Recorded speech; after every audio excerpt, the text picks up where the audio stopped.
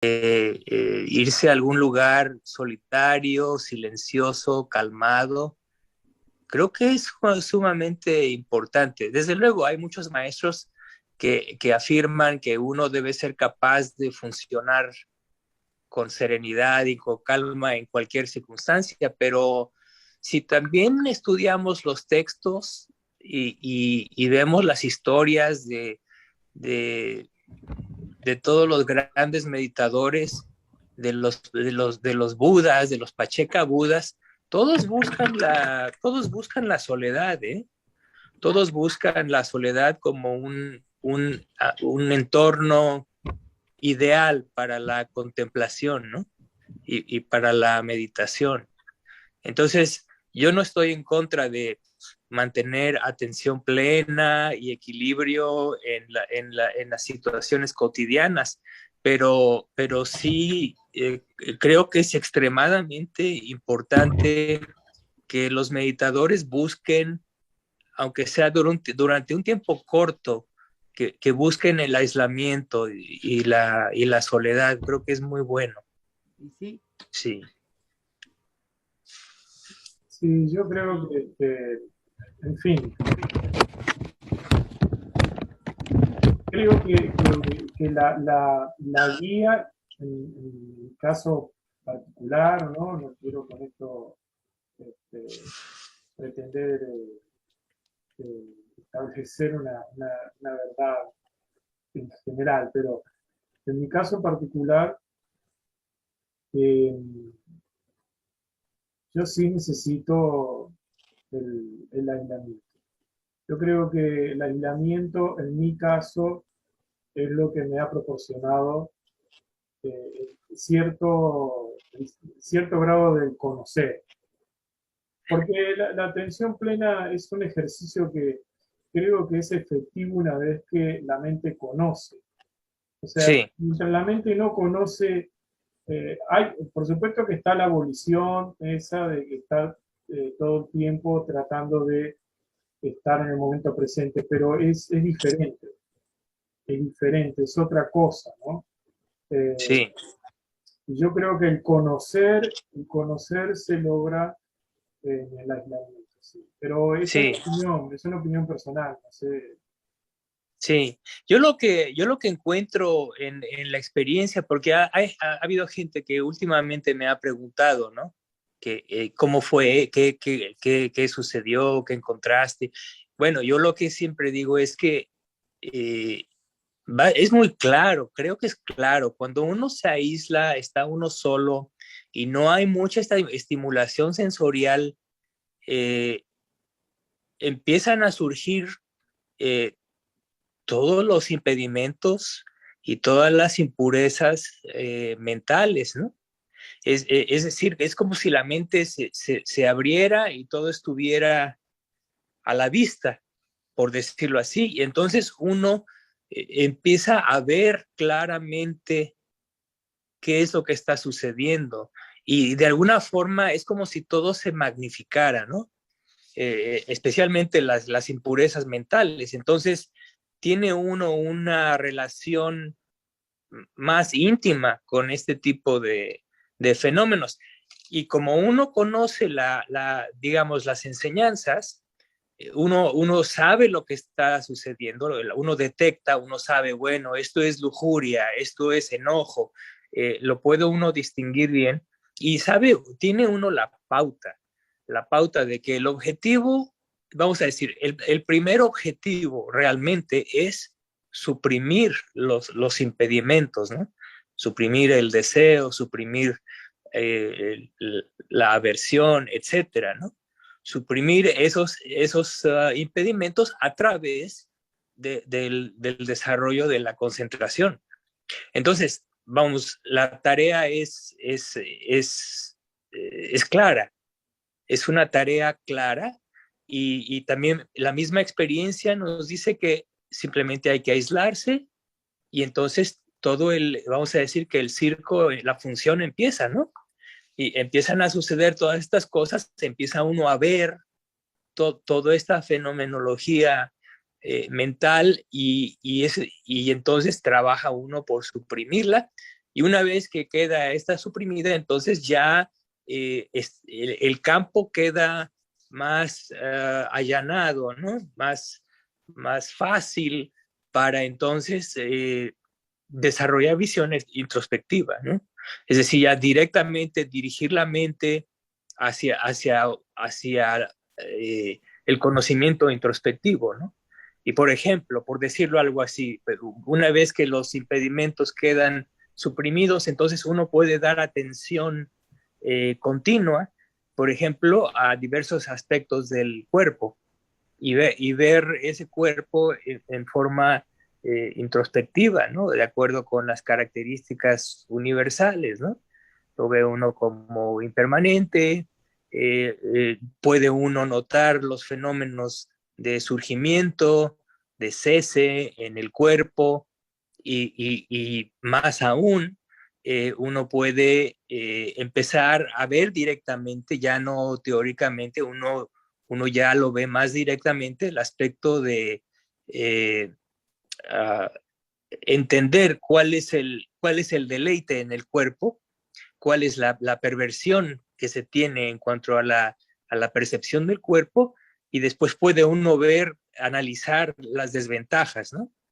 Y cuando uno se hace plenamente consciente de las desventajas en un sentido introspectivo, entonces uno finalmente pone la vista en cómo escapar, en cómo escapar, ¿no? Y es la fórmula que da el Buda, básicamente, cuando en muchos suttas él repite una y otra vez que en cuanto a la contemplación de los agregados, uno debe ver el surgimiento, el cese, el deleite, el peligro y el escape, ¿no?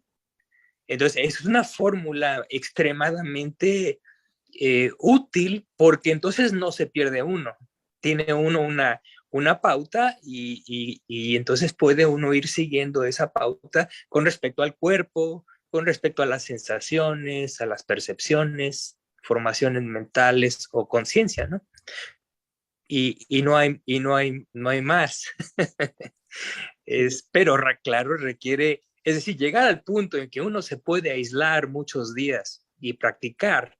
Yo pienso que llegar a ese punto es el 50% de lo difícil, porque como laicos estamos atados a muchas obligaciones, muchas distracciones. Es que Entonces, yo creo que ese es el punto de quiebre, el punto crítico, porque eh, la, la posibilidad de lograr un espacio de tiempo diferenciado en la vida de un laico que está eh, completamente comprometido, particularmente la mayoría de los laicos, bueno, hay gente que tiene posibilidades, ¿no? Pero el que está sujeto a su trabajo, a su negocio, a la familia, hacerse de un espacio de 2 meses, por ejemplo, es un quiebre importantísimo. O sea, poder lograr eso ya requiere un esfuerzo y una planificación muy grande, ¿no? Por ejemplo, a mí me sucede digamos que hasta cierto punto, a mí me, ¿cómo se puede decir esto? Cuando uno se siente retribuido por un esfuerzo, bueno, eh, en el caso, en los retiros que yo he logrado hacer, que no han sido mayores a 10 días, tengo pendiente, sé que tengo que ampliar mi tiempo, espacio de tiempo para hacer retiros más largos. Eh, he podido, en todo caso, constatar algunas cosas, ¿no?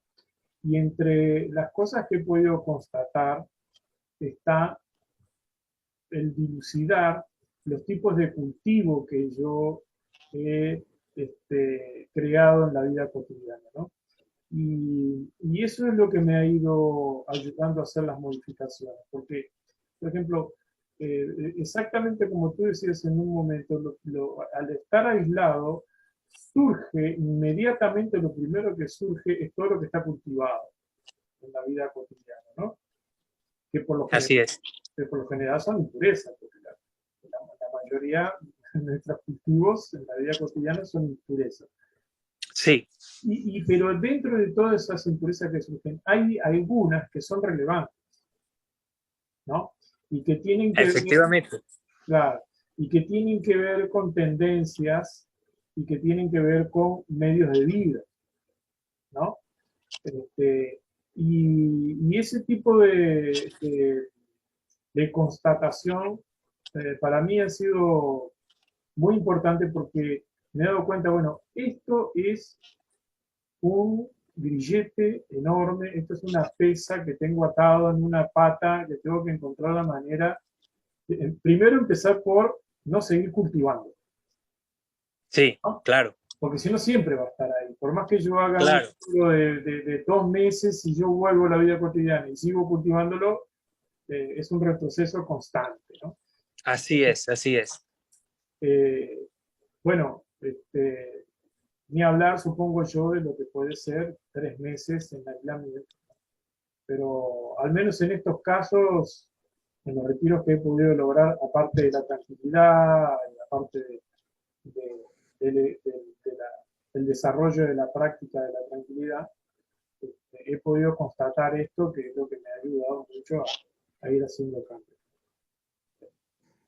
Así Sí, que, así es. así que el Sí, yo, aislamiento es una... perdón, dime, dime. No, no, decía que el aislamiento es una gran cosa, sí, los retiros son una gran cosa. Sí, eh, pienso que parte del entrenamiento, vamos a decirlo así, eh, hay una parte que no es propiamente meditación, es más bien el diseño e implementación de estilos de vida que se tienen que modificar, ¿no? Es decir, gran parte del trabajo a lo largo de los años para el meditador, realmente, para el meditador laico, por supuesto, consiste en ir dirigiendo hacia un particular estilo de vida. ¿Por qué? Porque ese estilo de vida es el que va a favorecer que uno pueda tener esas escapadas, ¿no? De tiempo, ¿sí? Entonces, vamos a decir, a lo largo de los años, uno, por ejemplo, vamos a decir, una área particular, la de las amistades, por decir algo, ¿no? Es algo que también estoy hablando, solo mi experiencia, tal vez no sea la experiencia de todos, pero para mí así ha funcionado, ¿no?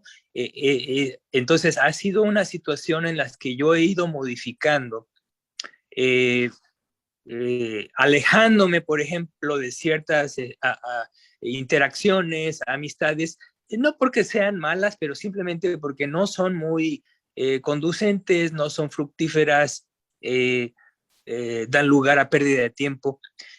Y el cultivo de otras amistades que de alguna forma están más conectadas con el objetivo espiritual, ¿no? Entonces, por ejemplo, ese es un área que se trabaja poco a poco, ¿no? No corta uno de cuajo sus relaciones sociales, etcétera, etcétera. Sin embargo, puede uno ir trabajando gradualmente, ¿no? De manera que siempre exista un equilibrio y que uno no incurre en acciones un poco bizarras, por decirlo así, sino que uno va caminando en la vida, pero va uno allanando el camino, haciéndolo más fácil en todos sus diferentes aspectos, ¿no? Entonces, un aspecto es el de las interacciones sociales, la socialización, los modos de socialización, todo eso uno puede tener cierta injerencia y uno puede ir modificando eso a nuestro favor, ¿no? Hasta que llegue un momento en que ya no representa un impedimento, digamos, para tomarse 2 meses o un mes de retiro, ¿no? Eh, eh, es curioso, por ejemplo, aquí una amistad que cultivé recientemente, a esta persona le dije, bueno, voy a hacer un retiro de 3 meses y se enfadó muchísimo.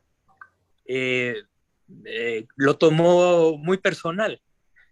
Por supuesto, no es una persona budista, no tiene familiaridad con la práctica, es una persona normal, pero fue demasiado drástico, ¿no? Lo interpretó como un rechazo, una cosa así, ¿no? Entonces, ese tipo de cosas las tiene uno que ir experimentando, las tiene uno que ir,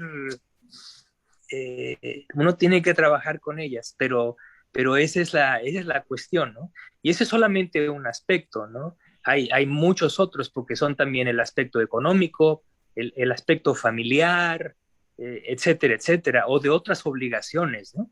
Entonces, efectivamente, es un trabajo eh, interesante que toma tiempo, pero que es muy fructífero. Lo que pasa que, Miguel, a veces, a mí me pasa, sobre todo eso que dijiste de las relaciones, yo tenía una amistad hace muchísimos, bueno, de adolescente, que íbamos a bailar y el tema de la juventud, ¿no? Pasaron los años y bueno, empezamos a seguir, por supuesto, con la amistad y todo. Pero de un tiempo a esta parte, yo me daba cuenta como que no había casi nada en común, nada. Y me llegaba como a sentir hasta como que era un trabajo esa amistad.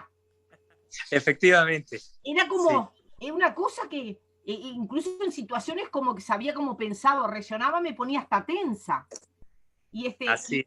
Y me di cuenta que no era sano. Y me acuerdo que uno que me ayudó mucho fue mi hermano, que no tiene nada que ver ni que es budista ni nada, pero él me dijo una frase y me dijo, lo que pasa que las cosas se viven en determinadas circunstancias y condiciones, y hoy son dos personas totalmente diferentes. Y es verdad, no supimos cultivar de grande algo que nos uniera. Nos quedamos en los cuentos del bailecito. Entonces eso, y claro, y me costó mucho porque me sentía culpable, me sentía egoísta, me sentía, ¿cómo no iba a invertir yo? Seguir con esa amistad, trabajo. Bueno, hasta que pude soltar y comprender que en eso también está la impermanencia. Claro, claro. O sea, la impermanencia está en las relaciones también. Sí, sí, y bueno, hay que aceptarlo. Hay que aceptarlo. Y sin ninguna, a ver, sin ningún tipo de pelea ni nada, empezó el distanciamiento por circunstancias, como digo, porque ella se fue a vivir a otro lado, yo también. Y bueno, le deseo lo mejor, la quiero muchísimo, sé que ella también, pero ya está. Sí. Y bueno, me sentí como liberada de un peso. Claro. Y bueno, justo tocaste el tema ese, ¿no? Porque todavía a veces me lo cuestiono. ¿No tendría que haber yo invertido más energía en fomentar, en buscar algún tipo de... Pero no, cuando no se puede, no se puede. Así es, así es. Bueno, tenemos el ejemplo, tenemos el gran ejemplo del mismo Buda, ¿no? Él, cuando era el príncipe Siddhartha, en un momento dado decide dejar a su esposa y a su recién nacido hijo, Rájula. Sí, su vida, su hijo primogénito y recién nacido. Sí. En la última noche en la que permanece en el palacio, se despide de los dos y se va. Es una cosa, en nuestra sociedad, eso se ve como algo muy, muy malo, ¿no? Es un abandono de hogar, es abandono de hogar. Así se tipifica en México. Tenemos una categoría jurídica que se llama abandono de hogar. Entonces, en ese sentido, el Buda hubiera sido culpable jurídicamente de lo que hizo. Pero hay que entender que en la doctrina budista los valores no son los mismos que los de la sociedad en la que vivimos. Son valores que van a contracorriente completamente, ¿no? Entonces, esa es una cuestión muy importante y que, desde luego, cualquier persona normal encuentra muy difícil entender, ¿no? ¿Por qué dejas atrás a la familia y te vas de retiro? ¿O por qué dejas atrás al cónyuge y te vas de retiro? Y a las amistades o lo que sea, y te aíslas. Eso es algo enfermizo, por ejemplo, ¿no? ¿no? Sí, o es una muestra de egoísmo y de indiferencia. Sin embargo, lo que pasa es que esa gente no entiende cuál es el valor que nosotros damos a las cosas, ¿no? O sea, porque nosotros vemos el cultivo mental y el logro de la purificación mental como prioritarios sobre cualquier otro valor. Entonces, ahí está esa es la cuestión, ¿no? Entonces, no hay reconciliación, no hay reconciliación posible, porque vamos a ver, a final de cuentas, lo que nosotros eh, buscamos es finalmente el nirvana o nirvana, ¿no? Y eso es básicamente lo que significa es ya no regresar a la existencia, Renunciar ya no volver a tener un cuerpo y una mente, porque reconocemos que este cuerpo y mente es igual a sufrimiento. Entonces, definitivamente es algo que va completamente en contra de la corriente de la vida, de la existencia misma.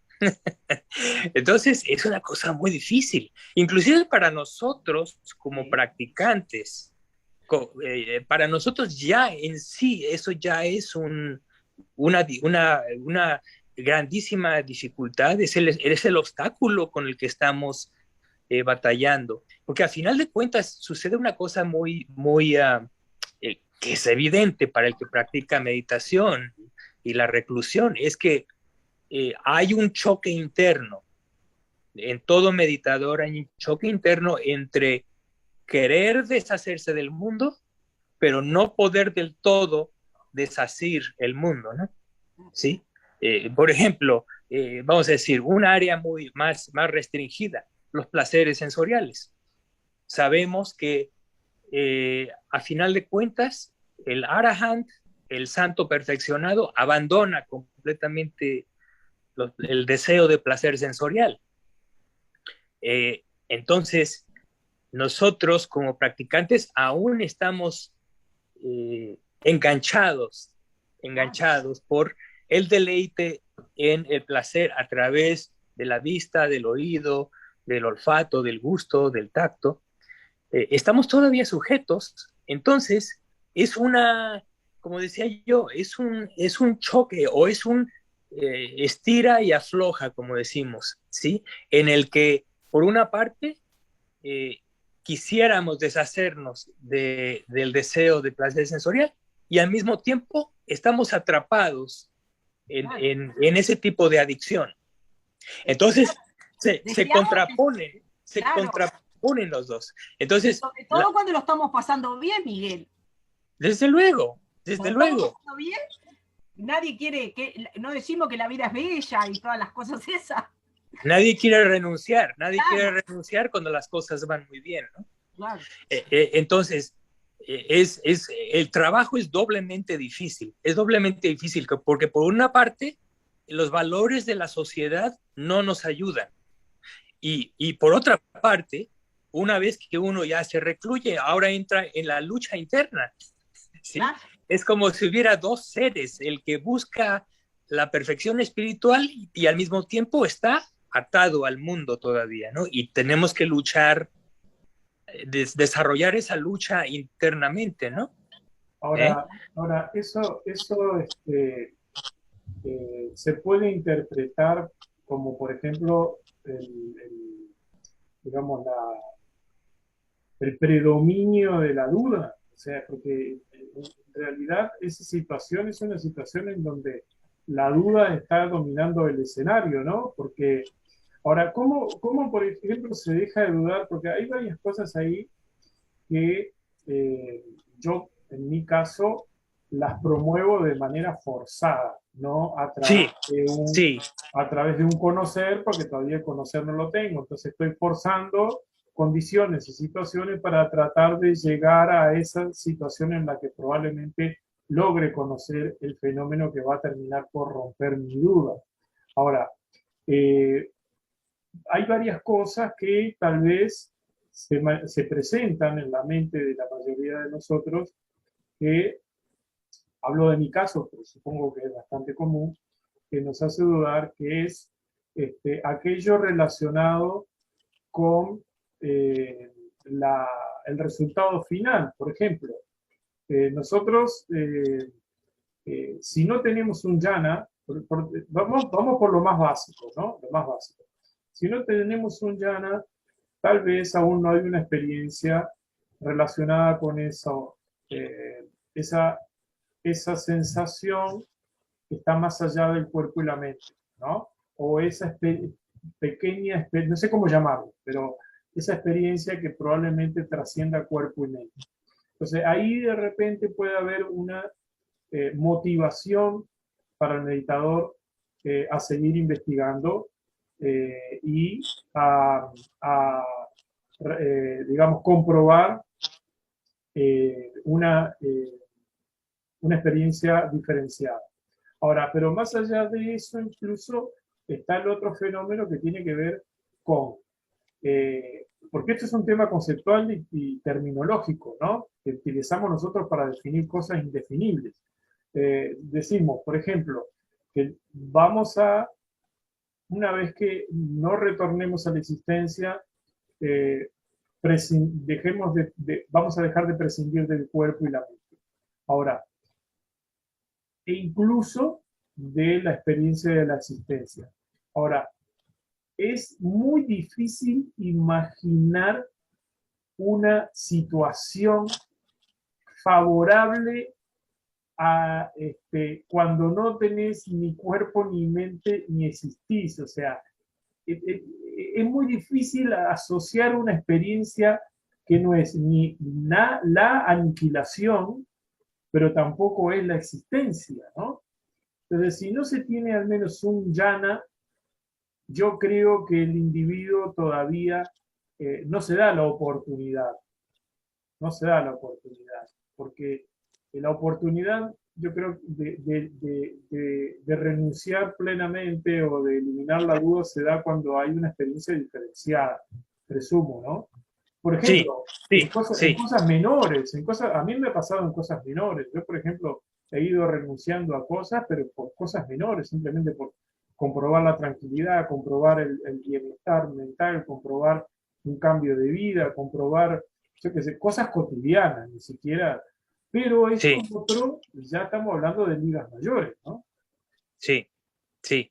Bueno, básicamente, creo que lo has descrito a la perfección. Es una descripción fenomenológica exacta. Eso es lo que es. Ahora, para la mayoría de los meditadores, creo que el factor muy, muy importante que muchas veces no tomamos en cuenta es el desarrollo de la fe. El factor es una facultad, es una de las 5 facultades espirituales, la fe. Es absolutamente necesaria. No es posible porque, como dices tú muy certeramente, ¿qué pasa con una persona que no tiene acceso a jhana? Si no tiene acceso a jhana, no tiene de dónde asirse. Entonces, el mismo Buda da la fórmula. En la misma fórmula de jhana está la solución. Dice, muy recluido de placeres sensoriales, recluido de estados malsanos de la mente, uno entra y permanece en la primera jhana. Entonces, 2 cosas que se tienen que cumplir primero, antes que nada, para poder tener esa confirmación y para que uno entonces renuncie a los placeres sensoriales, aunque sea temporalmente, y después se establezca en la purificación mental a través de la supresión de los impedimentos. Para tener la motivación de hacer eso, se requiere de fe. Es decir, el Buda dice, ustedes hagan esto, ¿no? Controlen, renuncien a los placeres sensoriales, controlen sus sentidos, establezcanse en sila y entonces van a poder lograr jhana. ¿Por qué? Son los prerequisitos para jhana. Y entonces uno tiene que ir inicialmente por fe. Y uno va a través de esas mociones, digamos, si quieres, mecánicamente, inicialmente, porque tiene uno fe en lo que dice el Buda, si no, no lo haríamos. Ahora, afortunadamente, ¿qué es lo que pasa? Cuando la persona, a través de esa fe, emprende ese camino, hace esos sacrificios de renuncia, se establece en el autocontrol de Sila, entonces, cuando la persona hace un buen esfuerzo, logra jnana, y ahí viene la primera gran confirmación de la vía, ¿no? De la vía, cuando la persona logra la concentración correcta, entonces muchas cosas se empiezan a embonar, como decimos en México, empiezan a calzar propiamente y todo, y el panorama se empieza a elucidar y a aclarar y empieza a adquirir un sustento de estructura para poder continuar con lo que sigue. Entonces ya es vamos a decir, es la primera gran conquista, ¿no? Es una de las batallas más importantes, el logro de la concentración de acceso, el logro de jnana. Eso ya realmente marca, yo pienso, eso marca prácticamente, es el parteaguas real en el camino budista, ¿no?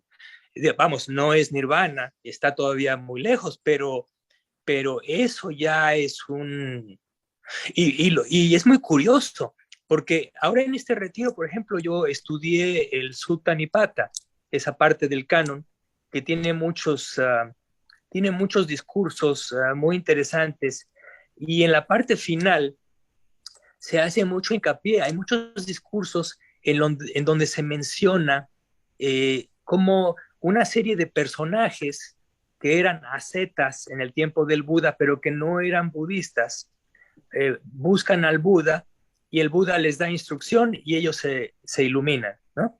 Pero son docenas de sutas diferentes en donde cada es un caso particular. Pero la cuestión común propiamente es que todos esos personajes tenían alguna forma de jnana y tenían un buen entrenamiento en la autorrestricción, ¿no? Entonces, ese era el punto común, ¿no? Que la persona que tiene jnana ya nada más requiere un pequeño empujón y entonces puede lograr conocimiento introspectivo muy poderoso, muy significativo, ¿no? Entonces, pero todos los que practicamos tenemos que empezar con el aspecto de fe. Tenemos que tener fe en que las instrucciones del Buda, que son muy específicas y muy claras, nos van a llevar a ciertos logros, ¿no? Entonces, pienso que vamos a decir, el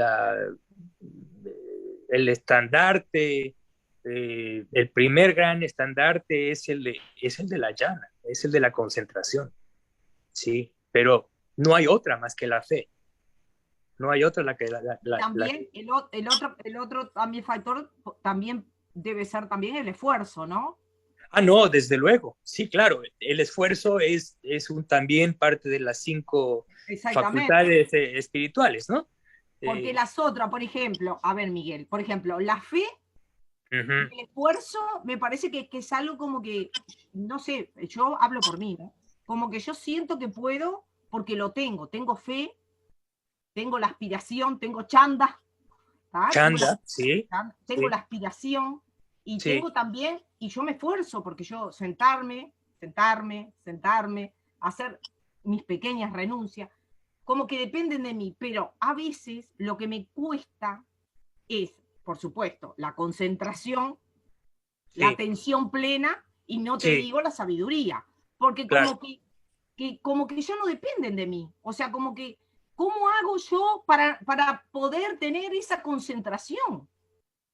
Sí, ese es un punto muy, muy, muy, muy importante. Desde luego que existe chanda. Chanda, como tú lo mencionas, es la primera de las llamadas vías hacia el poder de concentración.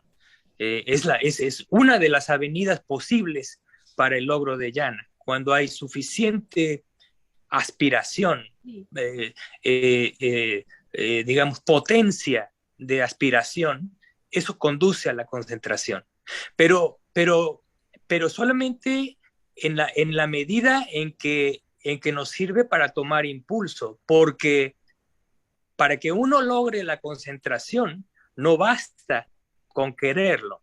Eso hay que entenderlo muy bien. Por eso te digo que si uno quiere lograr concentración, uno tiene que más bien trabajar en los factores causales que van a dar lugar a la llana. O sea, no es una cosa de querer llana o de sentarse y tener arrugas en la frente y apretujar. No es así como se logra llana, aunque hay una parte que sí requiere de esfuerzo, definitivamente, ¿no? Pero hay que poner también todos los otros factores necesarios, ¿no? Para que entonces se dé esta llana, ¿no? Entonces tenemos que analizar, porque todo es también razonado, ¿no? Todo es lógico. Vamos, si quiero la primera llana, pues es como si quiero hacer una sopa de verduras, tengo que ponerle la zanahoria, la papa, etcétera, etcétera. Bueno, si quiero una llana, tengo que tener aplicación inicial de la mente en el objeto, aplicación sostenida, gozo, felicidad y unificación. Tengo que practicar sámata, tengo que practicar. Sí, entonces tengo que poner esos factores. Claro. Que muchas veces... Pero eso se logra con la meditación de tranquilidad, ¿no? Sí, pero se logra también conociendo, por lo menos teóricamente, cuáles son los componentes de la llana, para que entonces uno en un momento dado, cuando está uno meditando y se da cuenta de que no puedo entrar a llana, uno hace un análisis y empieza a tratar de discernir qué es lo que está faltando. Muchas veces, algo muy común, por ejemplo, en mi caso, es que no hay gozo, hay ausencia de gozo.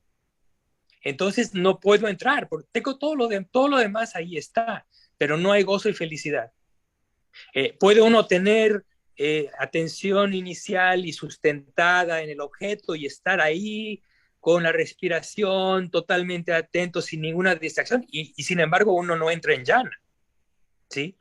Y entonces llega un momento en que uno se cansa de estar haciendo eso y viene un desazón, pero no, más bien mientras está uno en eso con todavía cierta energía, cierto entusiasmo, hay que empezar a analizar qué es lo que falta. Y si falta el gozo y la felicidad, entonces cuando uno se da cuenta de eso, puede uno inclusive dejar a un lado lo que está uno haciendo y simplemente tratar de generar estados mentales que contengan gozo y felicidad.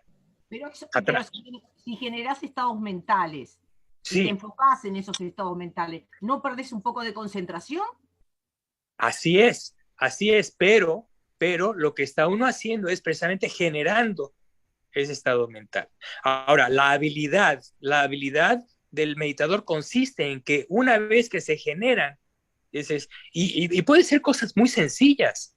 Por ejemplo, recordar algún episodio chusco que tuvimos con una mascota, por ejemplo, en la niñez. Suficiente, eso es suficiente. Genera y entonces viene ese apercibimiento de gozo y felicidad por el recuerdo de ese evento. Y ahora aquí viene el truco. El truco es que una vez que se genera, inmediatamente uno regresa a la respiración, a la aplicación inicial y sostenida, y ya está el gozo y la felicidad.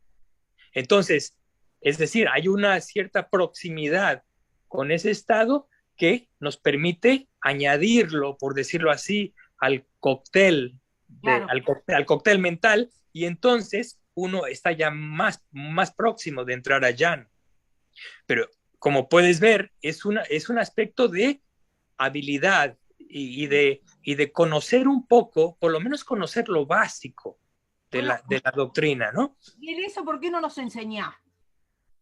Bueno, pues se los estoy platicando, se los estoy diciendo. Vamos, son los trucos que uno tiene que utilizar como meditador para componer el estado mental yánico, ¿sí? Entonces, esa es una cuestión que también toma mucha experiencia. toma mucho tiempo llegar finalmente a entender cómo manejar ventajosamente diferentes estados mentales y situaciones. Ahora bien, por ejemplo, muchos meditadores, el grandísimo problema es que no son capaces de reconocer sus contenidos mentales. Ese es el grandísimo problema. Si no hay una clara delimitación de esto es esto, esto es esto y esto es esto, es imposible. Es imposible porque entonces no vamos a poder componer los estados mentales necesarios para la llana. Ahora, esta llana es una composición, es como un cuadro, ¿no? Es una composición. Tenemos que juntar los colores y ponerlos en el orden adecuado y entonces surge digamos, la obra artística, por decirlo así, ¿no? Es lo mismo. Al referirse a no reconocer los estados, los contenidos mentales, por ejemplo, cuando si estoy meditando y me viene, no sé, rabia o me viene eso, o me viene una inquietud. Claro. Reconocer lo que me está pasando. Sí, saber, vamos, como lo dice el Buda en Majjhima Nikaya, el discurso que hay que saber muy bien para esto es el número 19 de los discursos de orden intermedio, el Majjhima Nikaya. Número 19, se llama Dos clases de pensamiento. El Buda en ese discurso dice, cuando él era un bodhisattva, es decir, cuando aún no era un Buda, él decidió en un momento dado dividir sus pensamientos en dos clases, pensamientos sanos y pensamientos malsanos. Entonces, esa es la primera, la primera división general, global, más extensiva que tenemos que dominar. Es decir, el meditador tiene que saber, en este momento, lo que hay en la mente es malsano, o es sano, o la tercera opción es ni sano ni malsano. Es algo meramente funcional, que no tiene ningún contenido moral, ¿sí? Pero entonces, esa es la primera gran división, sano o malsano.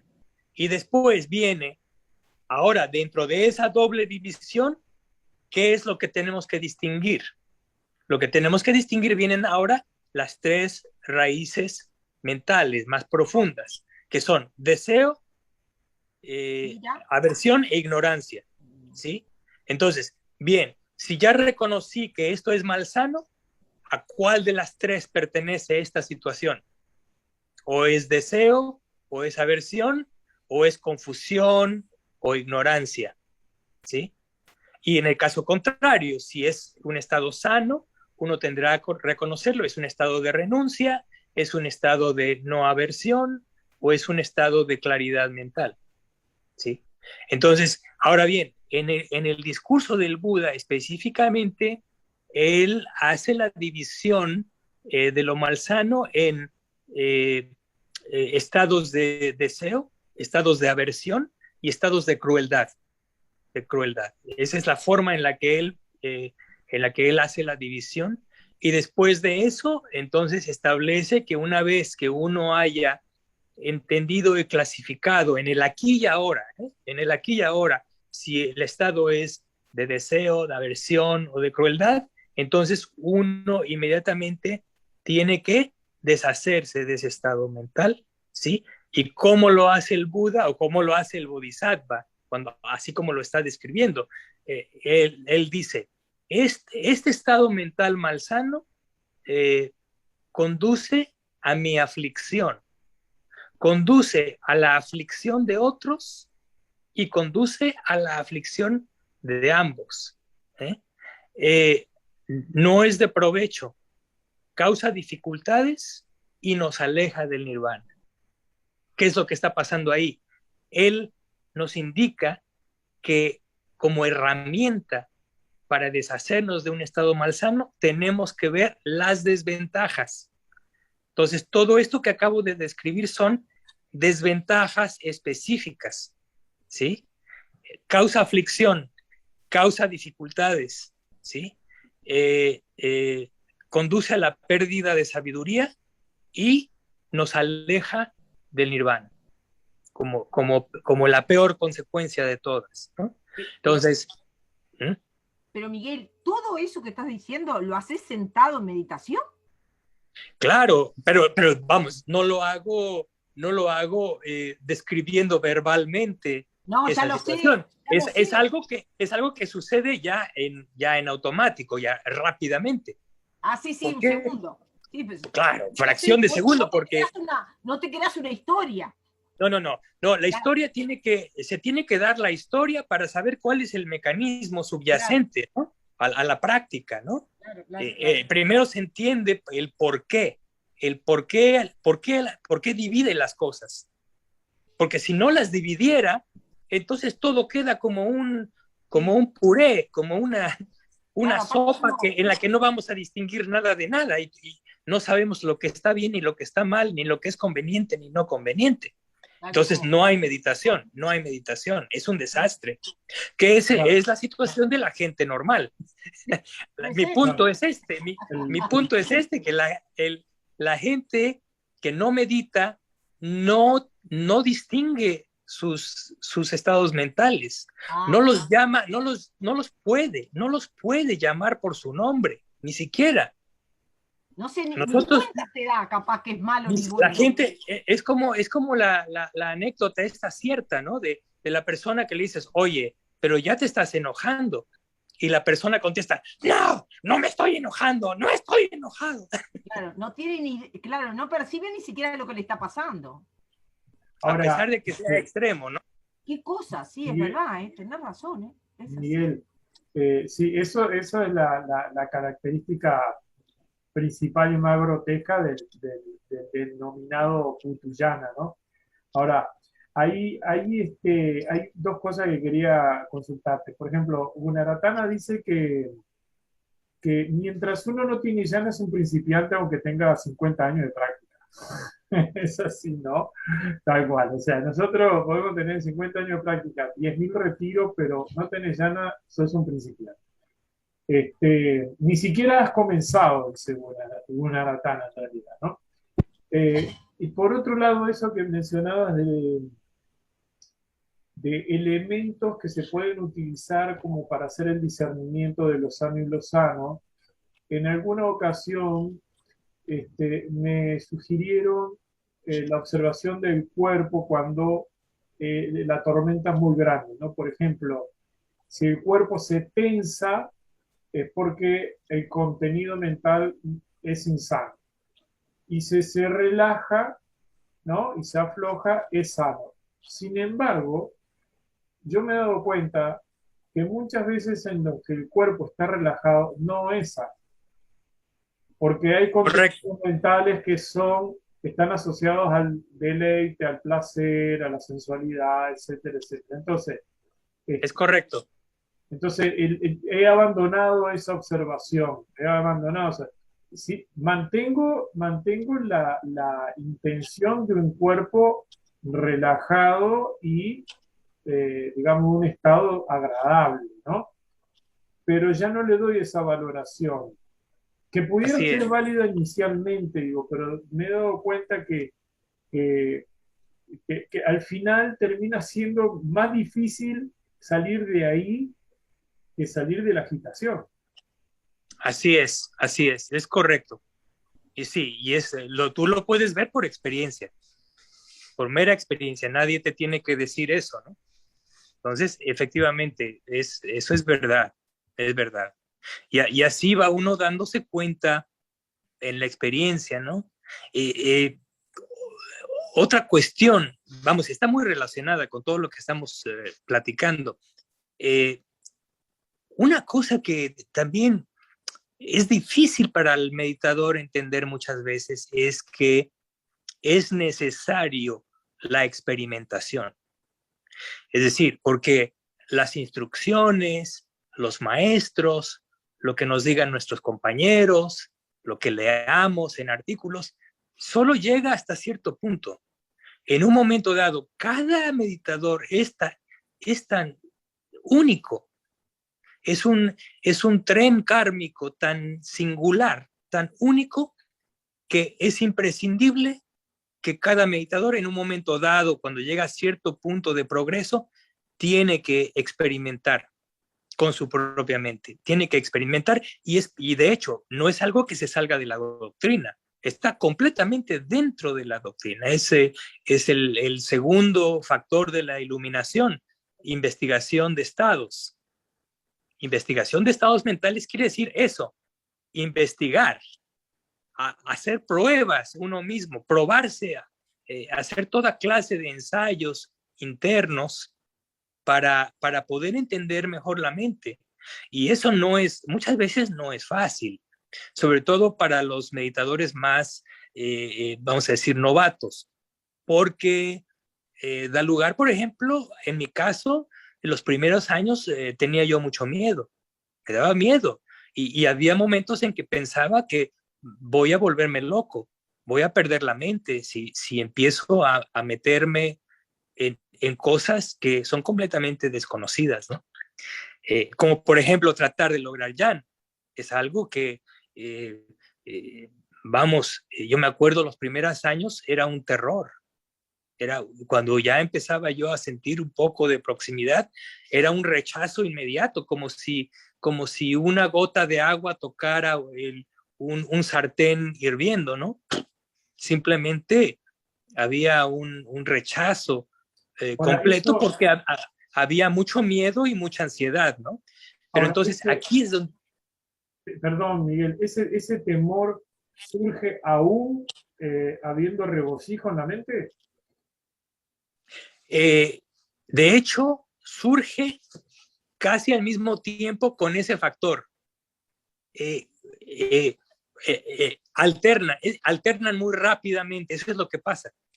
Alternan muy rápidamente porque no puede haber, según el Abhidharma, no puede haber coexistencia. No puede haber coexistencia de gozo y temor, porque el uno es sensación agradable y el otro es desagradable. Y es imposible que en la mente coexistan la sensación agradable y desagradable al mismo tiempo. No, lo que pasa es que efectivamente hay una alternancia muy rápida y ese temor hace que se desestabilice, hay una desestabilización, Hay una una duda. agitación y una duda, desde luego. Todos esos factores van más o menos enlazándose en lo que va uno entrando a ese estado. Y por eso inicialmente simplemente no se puede. Llega uno hasta cierto punto y se rompe todo, porque no hay unificación mental, precisamente, es lo que está faltando. No hay la unificación mental, ¿por qué? Porque hay elementos como la aversión o el miedo o la agitación y preocupación o la duda que precisamente están interfiriendo. Sí, entonces eso requiere entonces de de este aspecto de voluntad de investigación, voluntad de hacer pruebas, voluntad de hacer modificaciones para darnos cuenta de qué es lo que va a suceder y qué pasa. Y claro, se requiere de mucha valentía, realmente, de mucha, por ejemplo, yo decía, bueno, tengo tanto miedo de esto, ¿no? Me pone muy ansioso, pero voy a confiar en el Buda, voy a confiar en el Dharma, y si me vuelvo loco, bueno, por lo menos lo hice en aras de un ideal el más elevado. Entonces, eso me daba fuerza para vencer ese miedo, ¿no? Para vencer el miedo. Ahora, ¿por qué surge el concepto de la locura? Porque es verdad eso, ¿no? Lo que uno,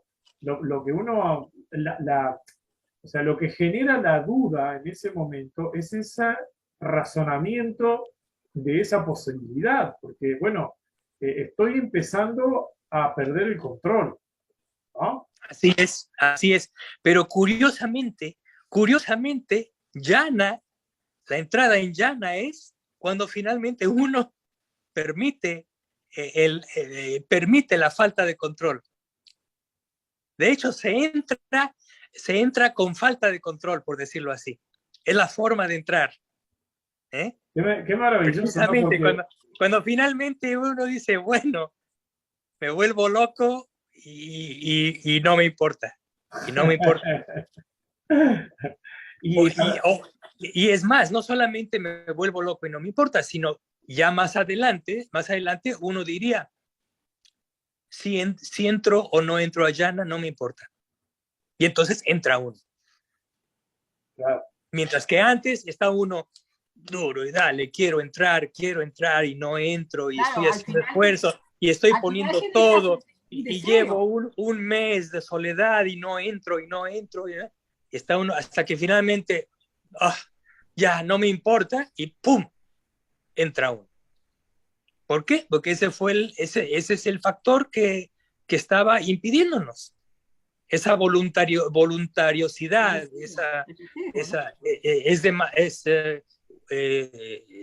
como dice la fábula, ¿no? La historia budista, la cuerda de la guitarra estaba demasiado tensa.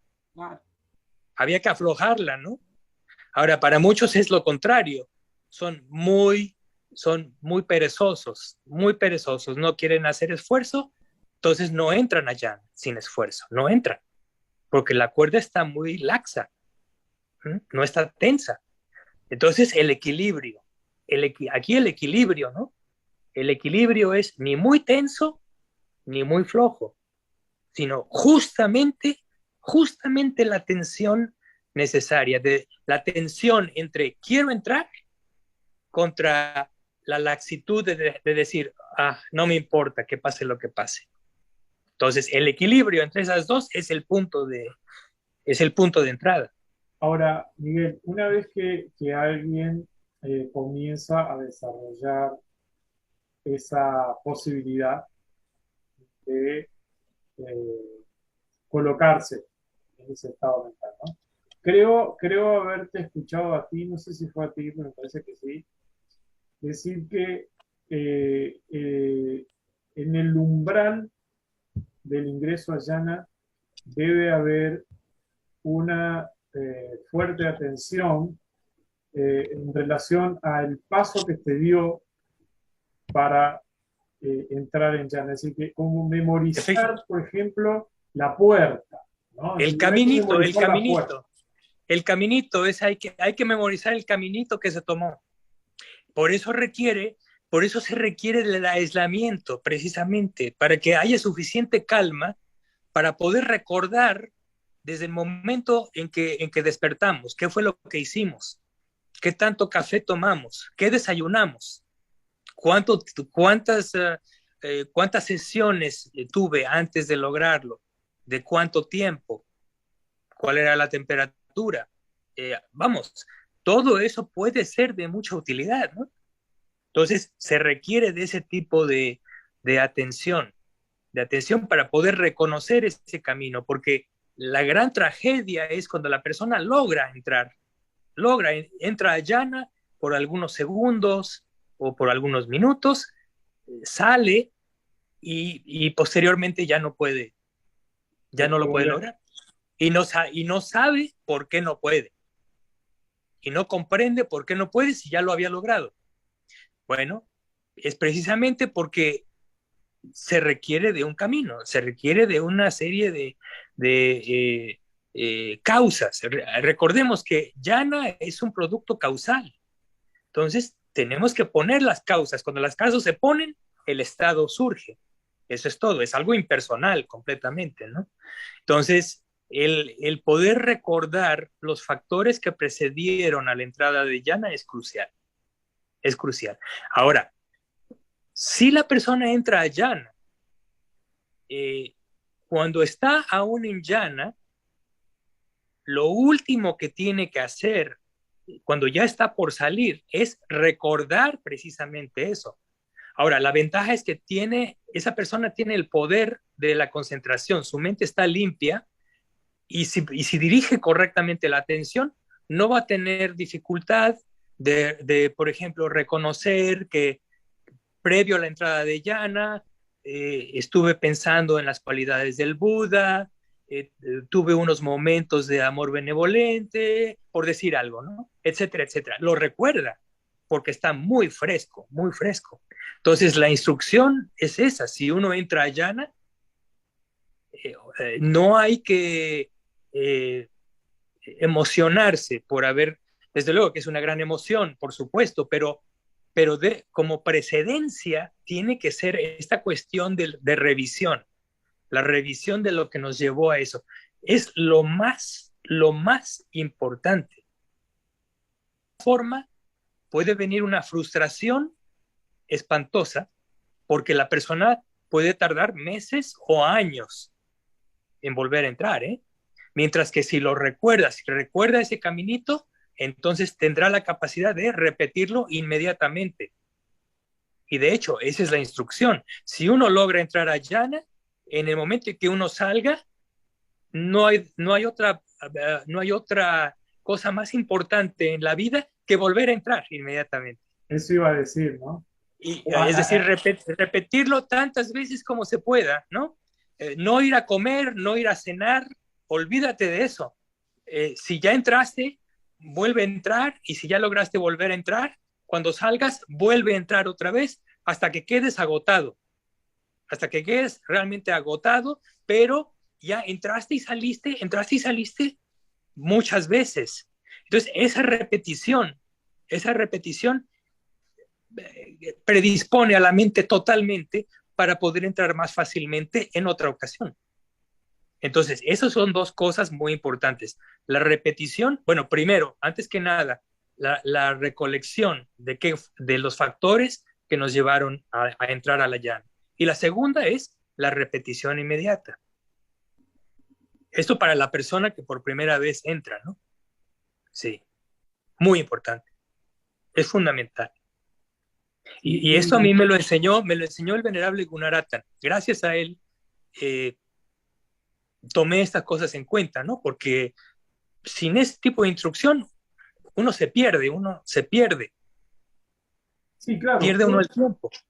Claro, puede darse, ¿no? Se puede dar de que el individuo incluso la primera vez en su vida que se sienta a meditar entre a Jhana, ¿no? Sin saber qué es lo que está sucediendo, sin saber que entró a Jhana, y después no volver a experimentarlo nunca más en el resto de su vida. Así es. Así es. No. Cuando yo era monje, yo recuerdo a un laico que en un retiro largo estaba llorando, prácticamente lloraba de pena de que ya no podía entrar. Es una pequeña tragedia. Es una pequeña tragedia. Él logró entrar al inicio y después ya no pudo. Y ya nunca pudo. Claro. Sí. Claro. Es traumático. Es traumático. Es traumático, sí. Es como ver las puertas del cielo. Claro. Y después se cierran y ya no puede uno ver más. Es lo mismo. Sí. Bueno, pero están las instrucciones que en todo caso pienso que si un individuo tiene esa experiencia y luego se le dificulta, puede recurrir a la investigación en las instrucciones y decir, bueno, a ver, hay una lógica, porque todo tiene una lógica, ¿no? Hay una lógica que tengo que analizar que me llevó a esto, ¿no? A ver, ¿qué dice el Buda? ¿Cuáles son los pasos a seguir para investigar la lógica que me llevó a esto, ¿no? Es un poco más trabajoso, pero bueno, sí. El individuo también tiene, como dices tú, reconocer sus estados mentales, diferenciar entre lo sano y lo insano, pero bueno, la práctica diaria, Miguel, la práctica diaria. Es muy importante también. Y yo le llamo que es la práctica de mantenimiento, ¿no? Claro. No es una práctica de logros, es una práctica de mantenimiento, ¿no? De mantener la condición mental, ¿no? A cierto nivel. ¿Para qué? Para que en el momento en que uno pueda aislarse, está uno en un nivel muy apto para empezar a hacer gran progreso, ¿no? Tenemos que organizar un retiro contigo, Miguel, presencial, ¿no? Ahora después sí. Sí. No va a ser fácil para nosotros disponer de todo ese tiempo, pero ¿cuánto tiempo consideras tú que podría ser un retiro óptimo contigo para que podamos, no te digo que lograr llana, digo, pero por lo menos eh, visualizar lo que debería ser un periodo óptimo de aislamiento? Sí, yo pienso que 2 semanas, y yo estoy convencido de que un grupo de 20 personas, 2 semanas en buenas condiciones, va a haber mucha gente logrando concentración de acceso y primera llana. Sí, sí, es posible, es posible. Ahora, es una cosa curiosa. ¿Y por qué digo que es posible? La mente es muy extraña también. Por ejemplo, yo me doy cuenta también por experiencia. Empieza uno un retiro, vamos a decir, tengo el prospecto de hacer un retiro de 3 meses. Empiezo a trabajar y la mente automáticamente entra en una actitud muy extraña. Dice, tengo 3 meses, tengo todo el tiempo. Entonces no tengo por qué apurarme. Y así funciona, así funcionamos. En cambio, si yo digo, tengo solamente una semana, caray, entonces me pongo a hacer el esfuerzo. Tengo Y que así aprovecharla. tenemos que aprovecharlo. Y así funciona la mente, así funciona. No nada más en mí, en todo mundo es igual. Entonces, nuevamente, por experiencia, lo ideal para una persona que ha meditado y quiere hacer el asalto a Llana, 2 semanas. 2 semanas El mínimo. es lo más adecuado. Sí, 2 semanas. Y Bueno, yo diría que de esas 2 semanas eh, son 10 días de preliminares y los últimos 3 días es donde está la ventana para el logro, ¿no? En términos generales. ahora, Sí, ¿y cuáles serían, por ejemplo, nosotros acá hemos recorrido varios centros que, bueno, en principio parecen ideales como para desarrollar un retiro, ¿no? sí, De hecho, muchos de ellos son casas de retiro, lo que nosotros ya. vamos. Pero, ¿cuáles serían las condiciones, digamos, físicas y las condiciones ambientales? No digo que las condiciones de excelencia, digo, pero las mínimas necesarias como para Sí, poder desarrollar. sí. Por ejemplo, Ahora, hay que tomar, la comida, nosotros, por ejemplo, la comida siempre preferimos que no involucrarnos con eso, que haya gente que se dedique a hacer de comer, ¿no? sí, a ver, aquí hay algo muy, muy, muy importante. Esas condiciones de las que tú hablas son muy diferentes si uno tiene como objetivo desarrollar Vipassana o si uno quiere desarrollar Samatha. Son diferentes. Eh, por ejemplo, el desarrollo de Vipassana no importa si hay ruido, un poco de ruido, eso no importa, no afecta. Si la comida es poca o muy mala, tampoco, no, eso no afecta. Pero si uno quiere lograr samatha, eh, el silencio es fundamental, ¿no? Sobre todo para el principiante. Le estoy hablando de principiante, ¿no? La primera condición necesaria es silencio. Y después, tiene que ser un lugar cómodo, en general, ¿no? Que la gente tiene una cierta comodidad básica sin romper los preceptos, ¿no? Por supuesto. En cuanto al mobiliario, la cama, etcétera, ¿no? Pero sí, tiene que ser una situación agradable, cómoda. En términos generales, la comida tiene que ir bien con el meditador, para Jan. Tiene que ser, en general, tendrá que haber un poco de consenso acerca de cuáles son las comidas que a la gente le gusta. Entonces, casi, casi como hacer un poquito de una encuesta entre el grupo y ver más o menos cómo se puede, cómo se puede suplir lo que la mayoría requiere en términos de comida. Es importante, porque porque la insatisfacción en ese sentido genera también un obstáculo. Está inquieta, ¿no? sí, inquieta a la persona y no entra en jhana. Claro. Por eso las condiciones es muy diferente que vipassana. En vipassana utilizamos la incomodidad, el hambre, el mal gusto, todo eso se utiliza para desarrollar vipassana, porque lo ve uno desde un cierto punto de vista. Pero en samatha requiere de una especie como de Cajita entre de los dos. satisfacción. No estoy hablando de placer sensorial, no es placer, pero sí una satisfacción en la cual la aversión quede un poquito suprimida porque el ambiente es muy favorable. Entonces, silencio, buena comida, suficiente tiempo de dormir, o sea, la persona, aquí tiene que haber un equilibrio, no dormir demasiado, pero tampoco que falte el sueño. En vipassana, poco sueño, no dormir mucho es lo mejor, pero en samatha, la persona tiene que estar muy equilibrada en cuanto a falta o exceso de sueño, ¿no?